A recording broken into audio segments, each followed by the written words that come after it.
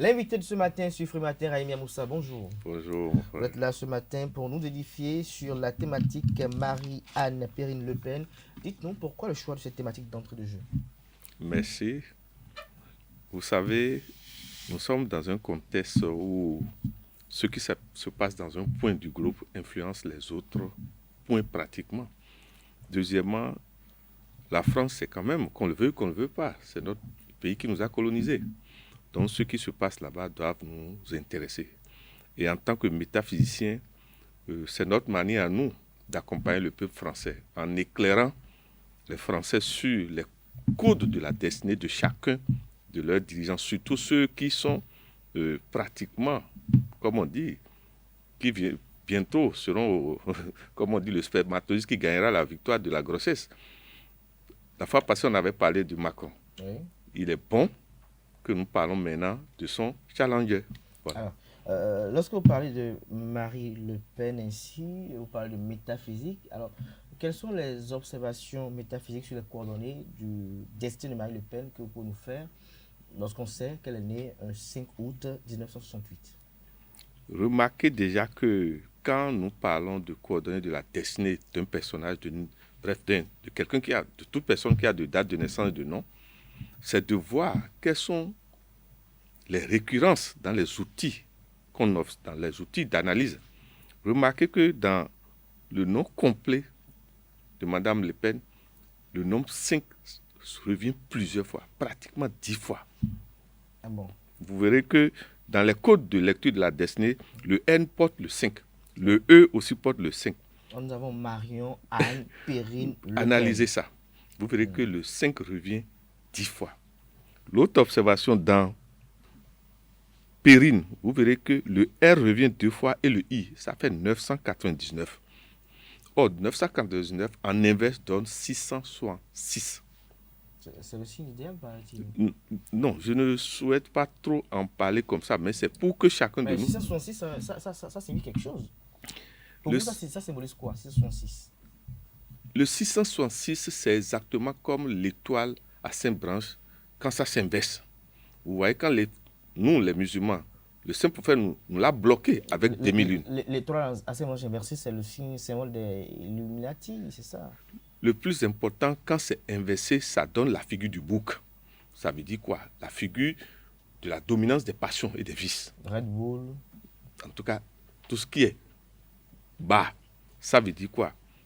Souvent, quand vous prenez le 666, sa compensation luminaire, c'est le 999, qui veut dire lumière, alors que le 666 veut dire ombre. Donc, elle est à la lumière. Là où nous sommes, potentiellement, elle, vous verrez, soit maintenant ou dans les moments à venir, elle sera toujours une clé avec qui il faut négocier. C'est ce que ça veut dire en prédiction. En prédiction. Alors, lorsqu'on prend son mois de naissance, son jour de naissance, elle est née un 5 août 1968. Le 5 août, ça donne quel signe astrologique, quel décane? Qu'est-ce que ceux qui sont nés dans cette décane-là pourraient avoir? Qu'est-ce que ça symbolise véritablement? Le 5 août, c'est le deuxième décan du lion. Et elle porte le nombre 13, qui est égal à 4, c'est-à-dire le 1 lié au soleil et le 3 lié à Jupiter. C'est ça la force d'abord de cette dame, du fait qu'elle a soleil et Jupiter dans sa naissance. Mais le 13, c'est un nombre dit de dette karmique. Vous trouvez le 13 où? Dans le 5 ou le 8? En fait, quand on est rentré dans son décan, quel est le deuxième décan, il faut voir les planètes qui gouvernent le décan. La planète générale des lions, c'est le soleil. Mais dans chaque décan, il y a une planète qui domine encore. Chez Marion et chez Marie Le Pen, c'est Jupiter avec le 3. Donc, ça fait 1 pour le soleil, 3 pour Jupiter. Ce qui fait 13 égale 4. Donc, elle porte naturellement le nombre 13 dans ce que nous appelons une des clés actives de la destinée, c'est-à-dire le décan. Mais c'est-à-dire quoi? Qu'elle aura un avenir, qu'elle aura, oui, elle a un avenir quand même enviable, quand même pas beaucoup de femmes. C'est un modèle féminin, mais est-ce à dire que cela fait partie de ce qui lui consacre son parcours emblématique? Les gens qui ont le 13, vous remarquez, sont liés à ce que nous appelons le passé et l'héritage ancestral. Et ici, on va parler de l'héritage français. Et On va loin, on va dire l'héritage de son père, N'oubliez pas que c'est son père qui a commencé cette lutte. Remarquez, le 13, souvent c'est le nombre qui est lié à l'au-delà. Et donc, c'est le nombre, souvent, ceux qui ont ce nombre sont souvent, quand ils sont dans un milieu, comme on dit, c'est eux à la dernière minute qui négocient le passage. C'est-à-dire, si vous ne savez pas faire, c'est eux qui vont vous perturber. C'est pour vous dire quoi? Elle porte un nombre que nous appelons un nombre dit de dette karmique, de charge, de transition. Or, il se fait que le 5 août, son jour et son mois donnent encore 13. Ce que nous appelons le nombre de réalisation. Donc, le 13 revient 2 fois dans la destinée de Marine Le Pen. Et quand vous allez loin, vous prenez son millésime 68, ça donne 14. Un autre nombre dit de dette karmique. Ça veut dire quoi? Cette dame porte une récurrence d'abord de dette karmique 13, 2 fois, et une dette karmique 14. Ça fait au total 3 énergies de dette karmique. Qu'on le veut pas, soit cette fois-ci, ou si l'âge ne la bloque pas, excusez-moi, ce que nous voulons dire, tôt ou tard, cette femme va diriger ce pays. Tôt ou tard, elle va diriger ce pays. C'est une prédiction de Raimi Amoussa. Alors, quels sont les codes astrologiques de Marine Le Pen? C'est d'abord ce que nous appelons les planètes liées. C'est d'abord les planètes, c'est le Soleil et Jupiter. Et sachant c'est Jupiter, vous savez, comme on dit, les enfants de Jupiter sont les enfants gâtés de Dieu. Remarquez, les gens qui ont le 3, remarquez, c'est souvent ce qu'on appelle les fils gâtés de Dieu. Quel que soit alpha, comme on dit, on envoie le chat dans l'air, le chat reviendra toujours sur ses 4 pattes. Et chez nous, on dit, et dans l'UBC, à Libotona Soudo, vous remarquez que ceux qui ont le 3, quelles que soient les difficultés que le 3 vient à la terre, vous ne comprenez pas ceux qui les enlèvent dedans. Et le 3 ne peut jamais dormir le ventre vide, même s'il n'a rien jusqu'à minuit moins là. Excusez-moi. Toujours pour lui. Merci. Voilà. Ça, c'est pour ceux qui ont le 3. Donc, tous ceux qui ont le 3, vous êtes très chanceux alors. Alors, le millésime de Marine Le Pen est lequel? C'est le 68. C'est les 2 derniers nombres à gauche, comme on dit. Et ça fait le deuxième outil de lecture de la grande destinée, à part le décan. Donc, c'est le 68. Or, dans le millésime, c'est le premier nombre à droite qui est le plus fort. Donc, ici, le 8. Or, déjà, dans le mois de naissance, le 8 est là. Je ne sais pas si vous voyez. Et qui dit 8, dit d'abord épée. Parce que le 8, c'est la justice d'abord. Donc 8, c'est lié aussi au signe, c'est-à-dire le symbole de la balance. Vous verrez que ceux qui ont le 8, excusez-moi, hein, quand ils sont quelque part, ils ne supportent pas l'injustice. Leur problème, c'est de fait de ne pas supporter l'injustice. Or, dans la vie, parfois, il faut savoir se taire. La vie est faite d'injustice même. Merci. Elle est ainsi faite puisque les 5 ans sont leur problème à vouloir tout dire, à vouloir dire tout ce qui ne va pas. C'est nuisible à eux-mêmes. Ça les nuit à eux-mêmes. Merci. Alors, vous avez parlé du nombre 3, vous avez parlé de 3 nombres dits de dette karmique de Marine Le Pen. Alors, quels sont les messages que ces nombres-là nous envoient? D'abord, le 14, si on doit prendre le millésime, le 14 nous dit que, vous voyez, le 14, il y a le 4 et le 1. Le 4, c'est ceux qui travaillent. C'est ceux qui ne doivent attendre personne avant de dire qu'il veut vivre. C'est-à-dire, on dit tu travailleras à la sueur de ton front. C'est le 4 ça. Vous verrez que les gens qui ont le 4, personne ne leur vient en aide. Ils vivent de ce qu'eux-mêmes ont souffert pour avoir. Le 1, c'est la volonté. Or, quand vous avez le 14, ça veut dire quoi? La nature vous avertit que c'est vous-même qui sortira de la nuit, comme on dit. Et le 2? Le 2, souvent, c'est le nombre de la femme, naturellement. Mais dans le même temps, c'est le nombre de l'aide. De l'aide, c'est-à-dire? Vous voyez, quand vous êtes là, tout de suite, pour que vous ayez un enfant, il faut qu'il y ait la femme. Donc, ça fait le 2. Donc, il faut complémentarité. Une complémentarité entre. Et le 3? Le 3, c'est le résultat du 1 et du 2. Donc, ça fait métaphysiquement le 3, l'enfant. C'est-à-dire, comme on dit, le Père, le Fils et le Saint-Esprit. L'enfant gâté, comme l'a dit tout à l'heure. Mais c'est ce que je dis. C'est-à-dire que ceux qui sont nés le 21 ou le 12 sont le 3. Surtout ceux qui sont nés le 3, le 13, le 23, je ne sais pas, le 30, le 31, où que le nombre apparaît. Quand c'est en addition théosophique, comme vous avez dit 12 ou 21, c'est pas aussi fort. C'est pas aussi fort. Par exemple, quelqu'un qui est né en 1933, vous verrez que, vous voyez, mais son problème sera le karma 0, du fait que c'est un maître nombre Je ne sais pas si vous me comprenez. Tout à fait. Voilà. Les enfants qui portent le 3, souvent, comme on dit, ils réussissent plus dans la communication. Surtout si on leur permet de vite prendre cette voie. Leur voie, c'est la communication. Est-ce que le 3 et le 6 ont une corrélation? C'est d'abord le Le 6. 3, le 6, le 9. C'est très clair. Le 6, c'est le 3 fois 2. Et le 9, c'est le 3 fois 3. Ce sont des octaves du 3. Mais le problème, c'est quoi? Chacun maintenant a une énergie particulière. Le 6, c'est d'abord la famille et le foyer. Alors que le 9, c'est le sacrifice et l'humanisme. Ceux qui ont le 9 ne sont plus faits pour eux-mêmes. Ils ne sont pas venus pour eux-mêmes. Ils sont faits, vous verrez que souvent c'est l'ingratitude qui s'aligne dans leur vie. Et ne comprenant pas que c'est leur vie qui est comme ça, ils en veulent à tout le monde. Et le 7? Puisque le 7 aussi... Ah, le 7, c'est le nombre des, comme on dit, c'est le nombre des enfants du Seigneur aussi, comme le 3. Mais le problème du 7, c'est quoi? Le 7, excusez-moi, hein, le 7, il compte tellement sur ses parents qu'il ne veut rien faire. Hein, c'est le berouto, quoi. C'est-à-dire, il sait que l'histoire des parents est là.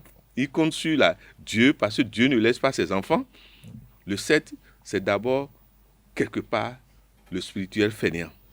Alors, qu'est-ce que ces nombres-là ont aussi particulier lorsque vous êtes musulman? Lorsqu'on prend par exemple la religion islamique, même quand on va chez les vaudouisants, lorsqu'il s'agit de prononcer de dire une incantation, c'est soit 3 fois, 6 fois, 7 fois ou 9 fois.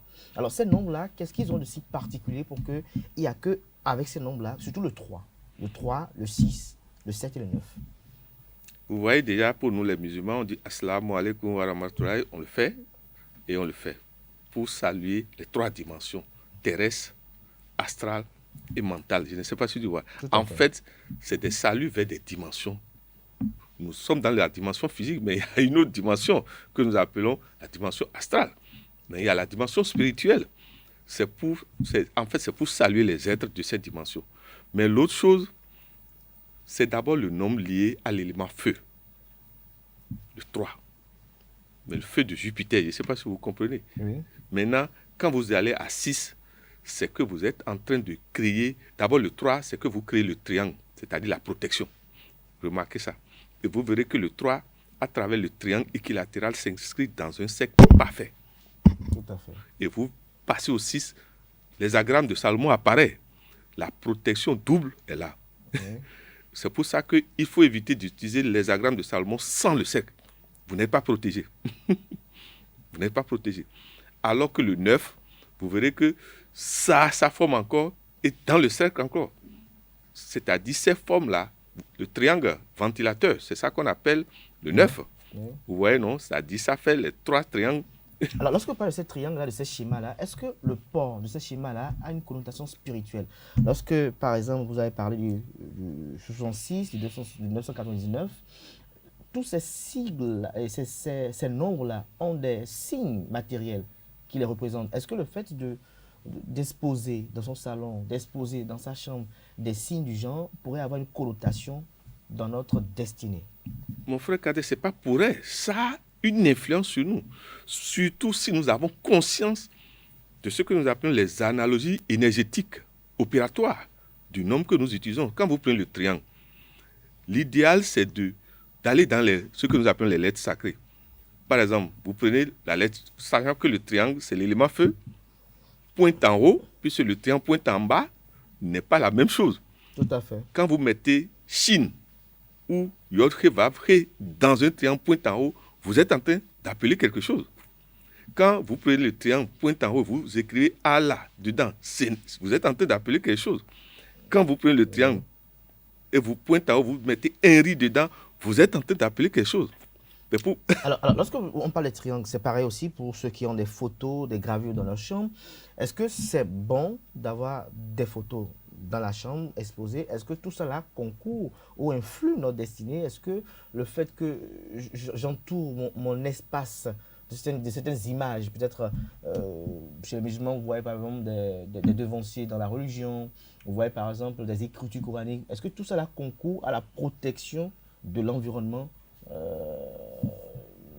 que l'intéressé utilise? Déjà, remarquez, il y a une différence entre le reconnaissable et le langage, comme nous appelons, hiéroglyphique. Quand vous prenez, que vous voyez Allah quelque part, c'est un langage hiéroglyphique.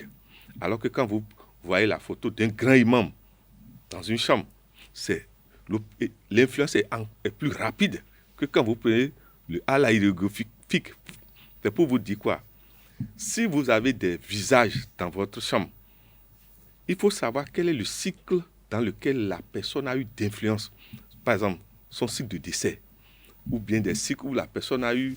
Comment la personne a vécu, si c'est une personne même déjà décédée. Mais sinon, excusez-moi, tout visage ne doit pas être exposé 365 jours sur 365 jours, c'est mauvais.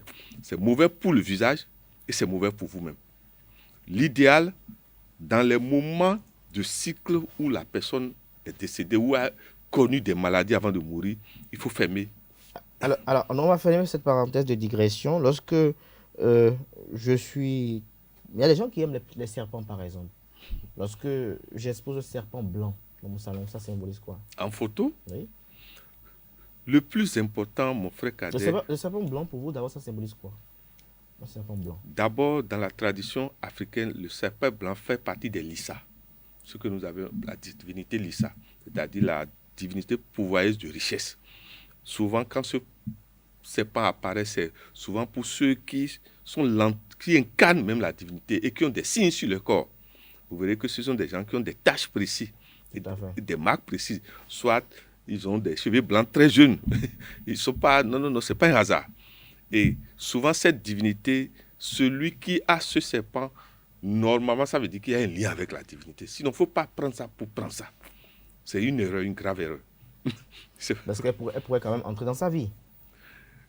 Maintenant, on n'a pas besoin d'être l'incarnation, mais on peut faire appel à ça. Voilà, pas une initiation, voilà, ou pas une demande d'installation de la divinité.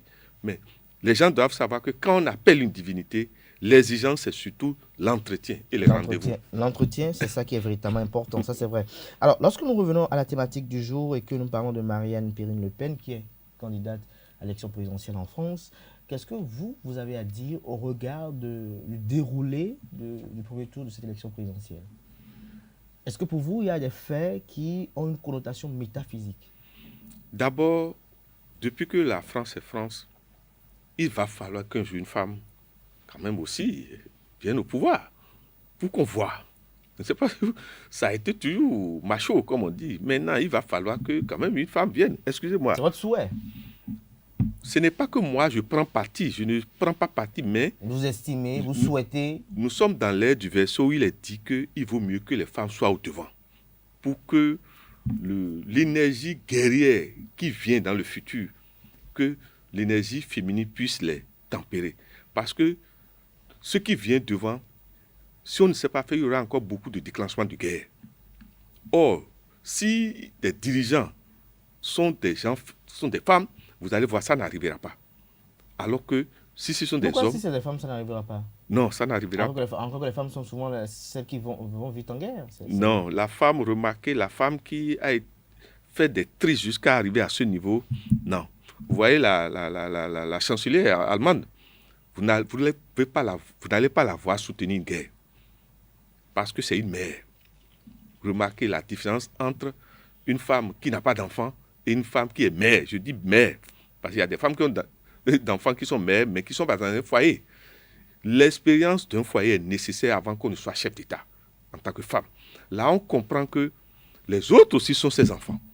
Et vous verrez que la tempérance de décision les habite. Mais il y a des chefs d'État qui n'ont pas d'enfants et qui dirigent bien, qui prennent de bonnes décisions. Non, le problème n'est pas... Moi, je parle de femmes. Les femmes, surtout. Ok, d'accord. Mon souhait, moi, c'est qu'il vaut mieux que les femmes dominent en tant que chef d'État dans les mondes dans lesquels nous allons. Parce que les moments dans lesquels nous allons, excusez-moi, les énergies qui veulent descendre sur la terre sont des énergies de révolution et de révolution brutale. Vous savez, l'ère du Verseau, excusez-moi, beaucoup de secrets seront découverts. Beaucoup d'anus vont avoir leur anus dehors, comme on dit. Mais le problème, c'est quoi? Si l'anus a encore son anus dehors, c'est que c'est le pire. Mais si, il nous faut des gens qui, quand même, se rappellent de la douleur de l'enfantement et des moments de la grossesse, comme on dit. Merci à vous, Raimi Moussa. C'était votre passage de ce jeudi, n'est-ce pas? Ça fait à jeudi prochain. S'il plaît, Vous êtes joignable au 97 08 10 75. Merci d'être passé ce jeudi matin, chers amis internautes. Free Matin se poursuit. J'installe à présent le présentateur, ou j'allais dire Colombe Oussou, pour la page des sports.